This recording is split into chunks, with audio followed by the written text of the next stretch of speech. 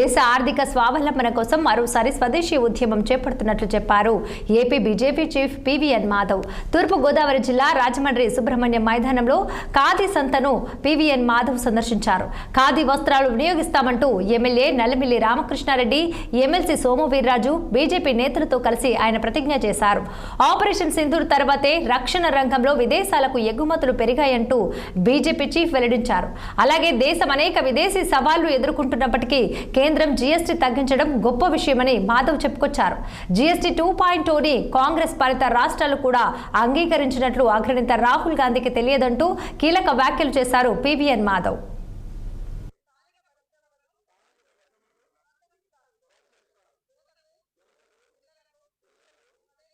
Exhibition కాదు, దేనికోసమైతే మన దేశానికి సంబంధించిన అనేక మంది స్వతంత్ర సేనానులు నవ్వుతూ ఉరికంబానికి ఎక్కి బ్రిటిష్ తూటాకి బలై ఏ తంత్రం కారణంగా మనకి స్వతంత్రం వచ్చిందో దాన్ని మరొకసారి ఈ దేశంలో తీసుకురావాలనే ఒక ఆలోచనతోనే ఈ యొక్క ఖాదీ సంతలు పెద్ద ఎత్తున పెట్టాలని చెప్పి నిర్ణయించుకోవడం జరిగింది.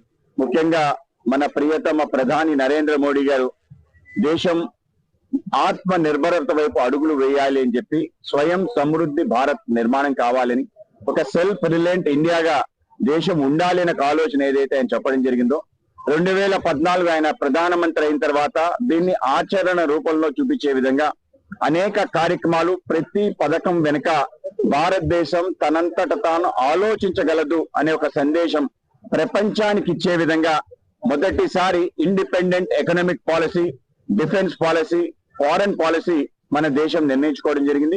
మనందరికీ తెలియాల్సిన అంశం ఏంటంటే మనకి సంబంధించిన ఏ అంశాలు కానీ, మనం ఆర్థిక విధానం ఏ విధంగా ఉండాలి, బ్యాంక్ ఇంట్రెస్ట్ రేట్ ఎంత ఉండాలి, ఏ కంపెనీలకి మనం ఇన్సెంటివ్లు ఇవ్వాలి, ఎవరిని ప్రోత్సహించాలి, దేనికి ఎఫ్డిఐ అలౌ చేయాలి అనే అన్ని విషయాలు కూడా నియంత్రణ విదేశాల్లో ఉండేది. విదేశీ ఇన్స్టిట్యూషన్స్ ఏవైతే ఉన్నాయో అవి మనకి నియంత్రించే ఒక పరిస్థితి ఉంది.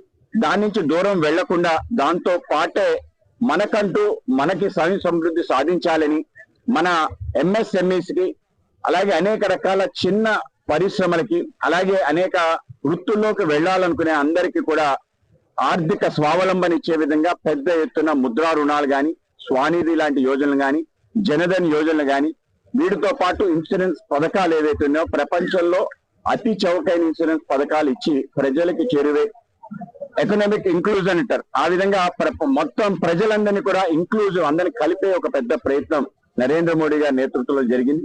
ఖాదీ సంత అనేది